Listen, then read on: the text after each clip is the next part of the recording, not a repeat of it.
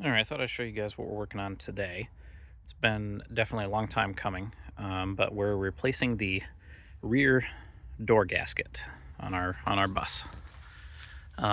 When we got this bus, this gasket was already in very poor condition, and I've already taken it all off. Right now, I'm working on scraping off the residue around the lip here.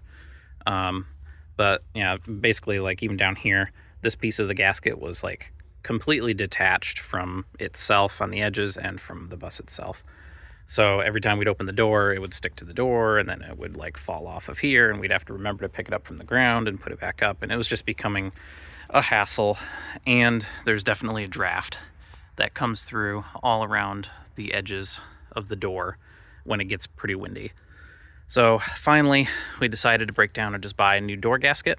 Some people have used kind of some aftermarket gasket material, but I opted to get just the OEM replacement for the door. I got this from, I think it's Tac Bus parts. I'll put a link in the description for where I got it from. This one's specifically for Thomas rear door. It'll probably be a little different for some other makes, maybe Bluebirds and Internationals, but they should have the parts.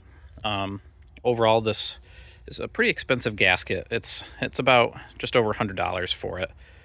But they were very quick with shipping. I even ordered a couple more parts, like some marker lights that I got to replace. And they were pretty reasonable on those. But for the door gasket, to get something that fits exactly, you're just going to have to pay the money to get the part. And as you can see, this is just one piece. It's kind of joined together in the corners. But it is one solid piece that'll just go right in that door. These are the old pieces where you can kind of see that they're just kind of, eaten up, and they're just no good anymore. It just wasn't good. It just pulled apart in pieces, really. So that's what we're gonna attempt to do today. Like I said, I'm scraping off all of the residue here that was left with just a regular scraper. I might take a wire wheel to some of it just to speed it up. This is really the only side that's got a lot of residue. The rest just kind of pulled off and didn't really leave anything behind, which kind of leads me to believe that they didn't put a lot of adhesive down. And the adhesive that we're using, and I don't think I got it back here, it was recommended to me from one of the Skoolie groups, but we are using this specific 3M adhesive for weather strip.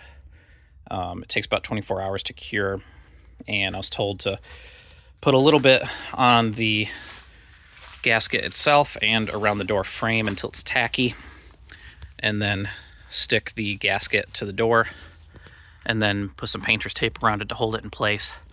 I might just close the door around it to hold it in place too, but it shouldn't take too long to set up to the point where you could close and open the door, probably a few hours. But for the maximum hold, you want to let this sit for 24 hours before you really start doing anything crazy with it.